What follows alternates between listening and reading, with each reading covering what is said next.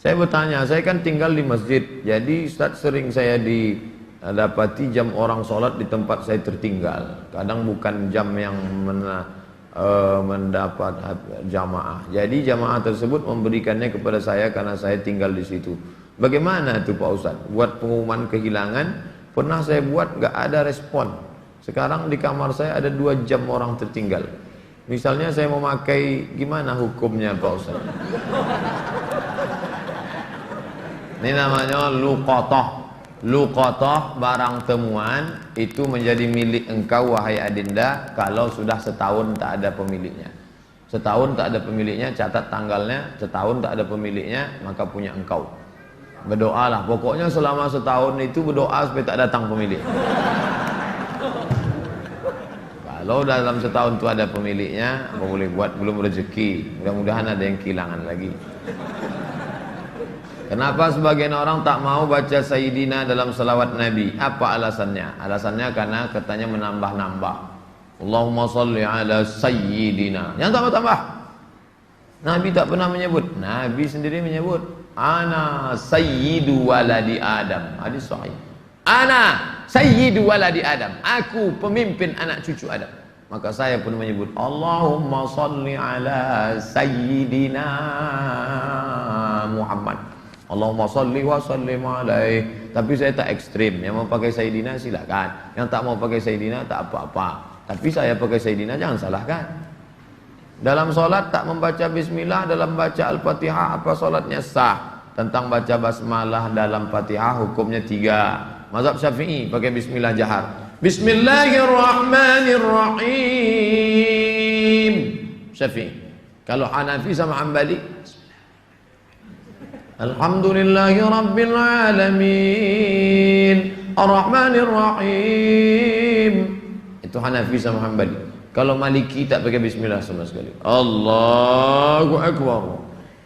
Alhamdulillahi Rabbil Alamin. Itu Maliki. Tak ada yang salah. Yang jadi salah di mana? Ketika masjid itu bermazhab Syafi'i, ente masuk petantang petenteng pakai bismillah. Di situ letak kesalahannya. Makanya ketika Syekh Abdurrahman Sudes, Imam Masjidil Haram ke Istiqlal, dia pakai bismillah. Terkejut-kejut orang Jakarta. Pakai bismillah dia. Dia tahu Dr. Abdurrahman Sudes dari Ummul Qura. Sebutkan, jelaskan ciri-ciri Khawarij. Apakah membid'ahkan amaliyah orang lain merasa diri paling benar merupakan ciri-ciri Khawarij? Yang memancing saya ngajak-ngajak mau mengkhawarijkan salafi. Nanti setelah saya khawarijkan salafi, direkam, diupload, habis itu habislah saya diserang salafi. Baca aja lah buku saya itu baik-baik. Capek saya dah kelai-kelai itu. Apakah Hajar Aswad sudah ada sejak Nabi Ibrahim? Hajar Aswad itu adalah salah satu barang pernak-pernik surga yang ada di bumi. Hadisnya sahih bahwa batu Hajar Aswad itu dulu putih, lalu karena banyak dipegang orang berdosa maka berubah menjadi hitam. Itu bukan pendapat ulama, hadisnya sahih tentang Hajar Aswad. Dibawa Nabi Adam rindu dengan surga, maka diturunkan Allah. Jadi bukan Adam. Ada pula saya dengar orang ceramah, waktu Nabi Adam mau turun ke surga, dia ada mau bawa, diambilnya batu, dikepitnya di ketiaknya. Bukan begitu. Adam sudah turun, lalu rindu ke surga, dibawa Jibril. Kata Jibril, ini oleh-oleh dari surga. Itulah Hajar Aswad. Aslinya putih, tapi karena dipegang oleh orang-orang berdosa, menempel dosanya itu di batu itu menjadi hitam. Bukan yang bulat itu Hajar Aswad. Ada butir-butir kecil-kecil hitam-hitam dia. Tengok dari dekat. Itulah Hajar Aswad. Ditempelkan ke dalam batu. Baru dibalut dengan cangkang yang terbuat dari besi. Nah, itu yang dicium. Batu kecil-kecil dalam. Yang besar itu batu biasa. Ditempelkan ke dalam batu biasa. Hajar Aswad. Kalau istri tadi putih kemerahan, panggil dia Humaira. Kalau hitam ya Hajar Aswad. Jangan marah deh. Umur saya 24 tahun. Sekarang saya sudah kerja di perusahaan A. saya baru diterima di perusahaan B yang merupakan pekerjaan impian saya. Tapi jika saya mengambil pekerjaan di perusahaan B, saya tak boleh menikah selama setahun. Sedangkan calon saya tak mau menunggu karena orang tuanya sudah tak bisa menunggu. Menurut Ustadz gimana itu? Karena di satu sisi saya ingin bekerja di perusahaan B karena gajinya lebih besar dan itu pekerjaan impian saya. Tapi penempatannya di luar kota. Jika jadi menikah kami bakal LDR. Tolong Pak Ustadz, ini tak ada masalah fikih, ini masalah perasaan. Saya hanya bisa menjawab masalah-masalah fikih. Adapun masalah perasaan,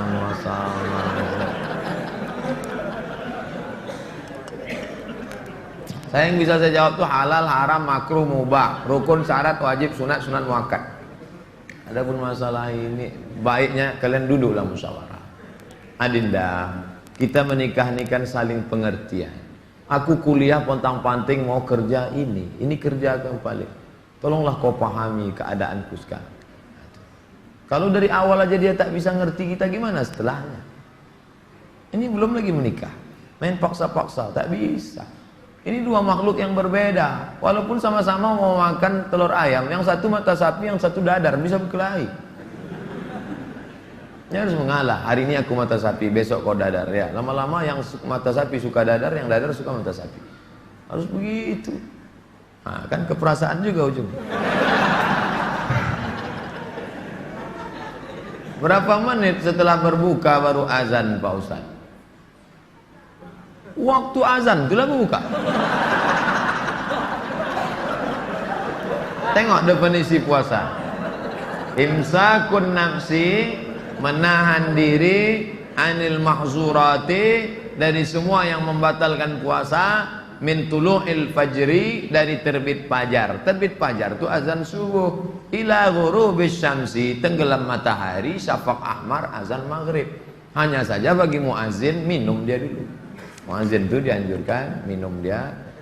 Zahabadh dhama'u wa batallatil uruq wa thabatal ajru, baru dia azan. Allahu akbar, Allahu akbar. Nah, itu dah minum tuh. Kalau yang belum minum, Allah, belum minum. Apakah boleh kita makan setelah selesai, setelah Isya masuk? Yang penting batalkan dulu puasanya dengan minum kah, makan buah kah. Jangan makan es, karena usus itu kering. Knalpot yang kering panas disiramkan air es, mengelupas cat-catnya. Begitulah usus kita itu rusak. Maka yang paling bagus orang Mesir, korma kering, bukan korma yang basah, korma kering, pecah-pecah, buang bijinya, masukkan ke dalam, siram pakai air panas. Agak-agak 2 jam menjelang berbuka. Nanti menyatu dia, diminum. Itu yang paling bagus. Minum kesukaan Nabi, air korma. Minum air korma. Bagus, manis dia. Maka usus kita awet. Apakah batal puasa mencicipi gulai untuk merasakan garamnya? Mazhab Hambali mengatakan tak batal, karena dia tak masuk ke rongga, tak masuk ke dalam, hanya di ujung lidah. Di ujung lidah ini ada perasa. Jadi teteskan. Maka tak batal, karena tak masuk. Habis dirasanya gini, habis itu di ludahnya boleh. Tak masuk ke sini, tak masuk. Mazhab Hambali, tapi saya tak mengamalkan. Saya tidak mengamalkan. Ini saya jawab, mana tahu nanti ada ustadz. Saya bilang tak boleh. Tiba-tiba ada ustadz mengatakan, oh tak tahu Ustadz Somad. Saya tahu, tapi saya tak amalkan. Kenapa? Membuka pintu celah. Saya tak menyalahkan Imam Hambali. Orang sekarang imannya tak macam Hambali.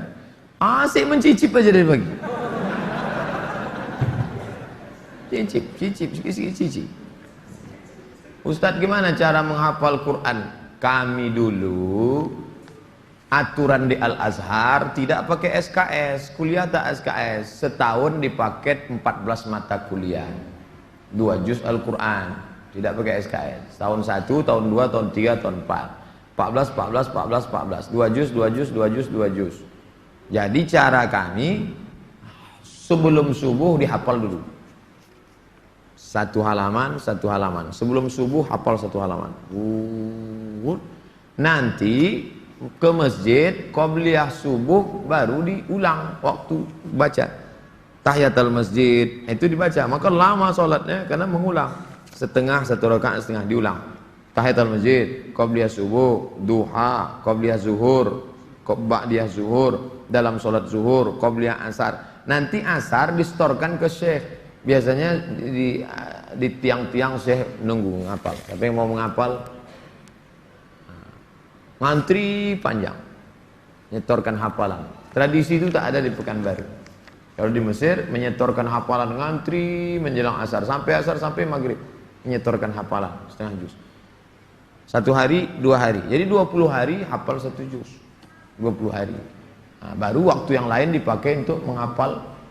Ujian tak boleh bawa buku. Masuk ke dalam hanya pena saja, bawa kertas tak boleh. Kalau ketahuan mencontek ditangkap, bisa dicabut, deportasi. Jadi kalau sudah deportasi, putus beasiswa, pulang tak dapat tiket, diusir dari asrama, malu. Karena dulu sebelum berangkat udah kenduri motong kambing.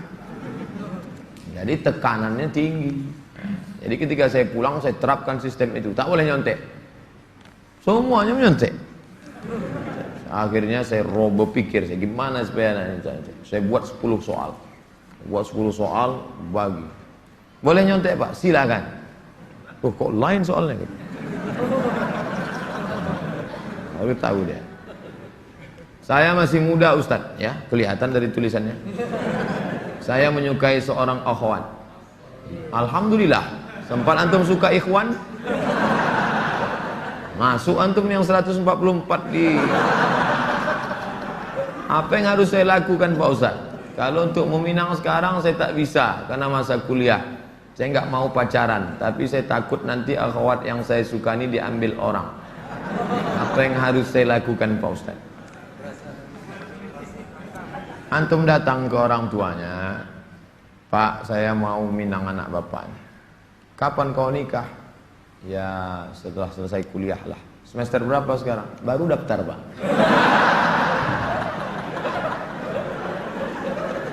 Itu rasa-rasa biasa saja itu adik-adik sekalian. Nanti setelah sekalian kuliah, banyak yang lebih cantik, lebih mantap dari itu. Anggap ingin lalu aja. Tak ada itu. Nanti setelah kalian selesai, banyak yang lebih hebat lagi daripada itu. Maka tundukkan pandangan. Yang gadis-gadis bagus pakai cadar supaya tak nampak laki-laki wajah. Ustadz di mana di Pekanbaru ini tempat belajar tahsin ngaji? Ustadz Hardi LC. Datang ke Tafakuh. Banyak kajian. Jamnya ada. Datang ke kantor Tafakuh depan gedung guru. Dari sini sebelum Purna MTQ, gedung guru sebelah kanan ada perkantoran Sudirman. Di depannya ada karaoke Rosa. Tapi jangan antum masuk ke situ. Kanan karaoke, yang kirinya Tafakuh. Dr. Mustafa Omar. Tanya, ada Ustadz Hardi? Nah, daftar tahsin dengan Ustadz Hardi. Ustadz, Nabi Muhammad tak pernah cukup puasa sebulan pada bulan Sya'ban. Bagaimana kalau puasa bulan Rajab? Tak pernah, tidak pernah cukup puasa. Pernah Nabi. Bulan Sya'ban pernah Nabi sebulan. Karena Rasulullah SAW yasumu Sya'ban kullahu. Kata ulama makna kullahu, pernah dia sebulan. Tapi tidak tiap tahun. Pernah, tapi tidak tiap tahun. Bagaimana dengan Rajab? Rajab bagus. Mana dalil puasa Rajab? Wa minal hurumi fasum, berpuasalah engkau di bulan-bulan haram. Bulan haram itu Zulqa'dah, Zulhijjah, Muharram, Rajab. Dalilnya umum.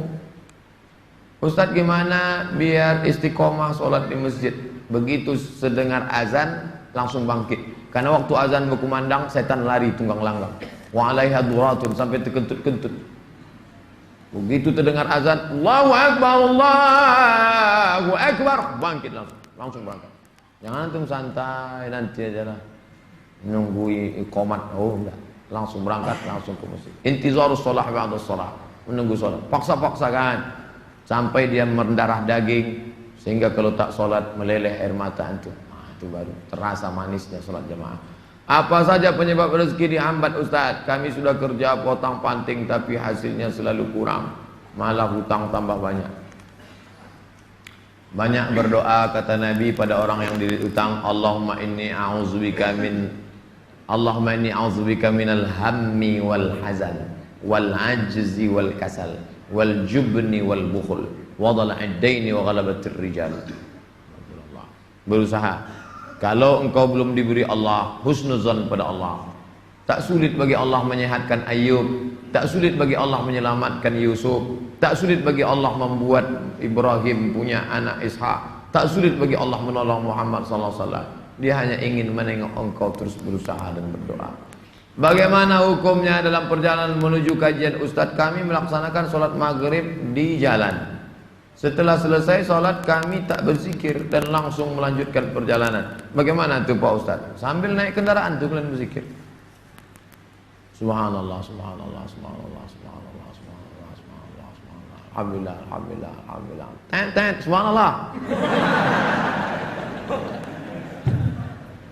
Alladzina yazkuruna Allah qiyaman, berzikir waktu tegak, wa qu'udan, waktu berjalan, waktu duduk, wa ala junubihim, waktu berbaring. Zikir tak boleh putus. Karena mau cepat takut terlambat. Assalamualaikum warahmatullahi wabarakatuh. Tetap ba'diyah rawatib. Habis itu berzikir. Tak ada halangan.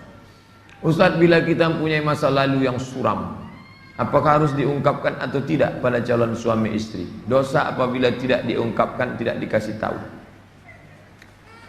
Ada keterus terangan yang membuat hati orang luka.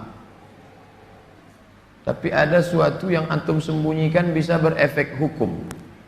Inishtarata saiban, inishtarata bikran. Kata Imam Ibn Taymiyah dalam kitab Majmu' Fatawa, dikutip oleh Imam Sayyid Sabiq dalam Fikih Sunnah. Yang punya teks Ibn Taymiyah, nama kitabnya Majmu' Fatawa. Dikutip oleh Sayyid Sabiq, dibuatnya dalam kitab Fikih Sunnah. Inishtarata bikran fapanat saiban falahul fashu.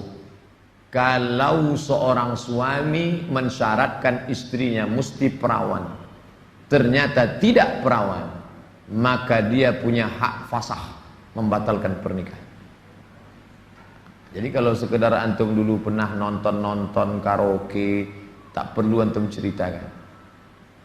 Ditanyanya, kau solihah? Insya Allah bang.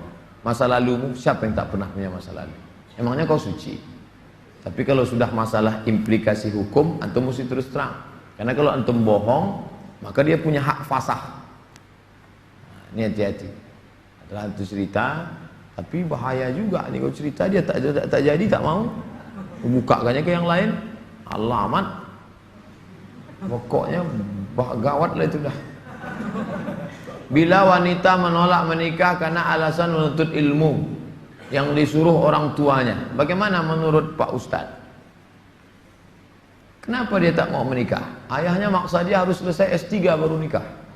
S2 23, S3 tambah lagi, S2 25, S3 3 tahun 28. Kau setelah doktor baru boleh menikah. Begitu kata bapaknya. Hadapi bapaknya. Keras bapaknya nih Pak Ustadz. Bapaknya orang apa? Orang Kabupaten Kampar. Ajak Ustadz Mustafa Umar. Bapaknya orang apa? Orang Jawa. Ajak Ustadz Jamhur. Jumpa sama Ustadz Jamhur. Assalamualaikum, Waalaikumsalam. Pripun kabari apik? Oh, katanya bapak tak mau ngasih anak bapak nikah sama dia. Saya bukan tak mau, itu saya ngasih alasan aja biar tak jadi sama dia. Ini orangnya baik Pak, baik orangnya, sopan. Oh, jadi ada pintu celah masuk ke dia. Bapaknya itu kan manusia, bukan robot. Ada hatinya. Kau sentuh tepat di hatinya, dia akan jadi milikmu untuk selamanya. Sebelumnya mau ucapkan selamat milad ke-40. Bolehkah itu mengucapkan selamat ulang tahun? Saya tak merasa 40. Saya lahir tahun 1397 Hijrah. Jadi umur saya sekarang sudah 42 tahun. Saya pakai Hijriah. Maksud pertanyaannya, bolehkah mengucapkan selamat ulang tahun? Pernah tak Nabi mengulang hari ulang tahunnya? Ya Rasulullah, kenapa engkau puasa hari Senin? Zaka yauma wulidtu, hari Senin aku lahir. Ada dia menyebut hari kelahirannya, tapi diisinya dengan ibadah. Kalau mengingat hari lahir dengan sedekah anak yatim, pergi ke jumpa Pak Yazid, sedekah. Pak Yazid, berapa anak yatim di sini? Ada 200. Tolong keluarkan. Semuanya, 5 orang aja Pak. Iko ada nasi bungkui kok. Makan bersama. Dek, makan ya. Adik kenapa tinggal di sini? Ayah saya meninggal. Adik syukur atas nikmat. Tak salah. Tapi kalau dikumpul kawan-kawan, hari ulang tahun, dipecahkan telur ayam, telur itik, telur bebek, dikasih pula ini, diikatkan di tiang listrik, disiram kopi, rupanya ada kabel telanjang, kontak mati. Buat dosa aja. Saya punya teman, suka sekali berjudi. Sudah berkali-kali saya nasihati, tak juga mau berhenti. Saya suruh teman lain juga tak mau. Bagaimana cara menyadarkannya Pak Ustaz? Panggil polisi. Angkat. Banyak jamaah kita polisi. Nanti saya kasih nomor. Jamaah kita banyak polisi.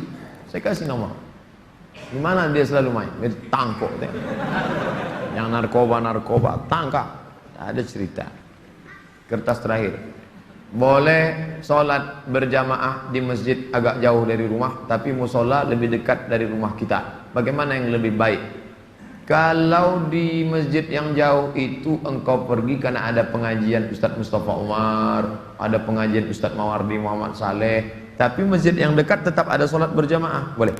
Tapi kalau sampai masjid musola yang dekat rumah tak ada orang sholat berjamaah, istahwadan alaihimus syayatin, sekeliling kampung itu diganggu setan. Musola, surau, langgar, masjid yang sudah dikomitmen sholat berjamaah, tiba-tiba tinggal tak ada berjamaah, istahwadan alaihimus syayatin. Nah, jadi perhatikan baik-baik. Pak Ustadz, memang di situ tak ramai, tapi pasukan inti adalah. Oke, tak masalah. Antum pergi ke masjid sana karena ada pengajian di situ. Tapi kalau sampai kosong, antum yang azan di situ, antum azan sholat dulu, selesai sholat baru pergi ke sana. Azan subuh sudah siap di masjid musola. Kita sholat sunat fajar di rumah. Siap sholat sunat baru kita ke masjid. Apakah sah sholat? Apakah sholat sunat kita itu? Sholat sunat di rumah, rumahnya dekat. Tapi kalau rumahnya jauh, sholatnya di masjid. Nabi sholatnya kan di rumah. Nabi itu jarak dia 22 meter. Dari mimbar Nabi ke dinding kamar Nabi 22 meter. Kita berapa kali belok?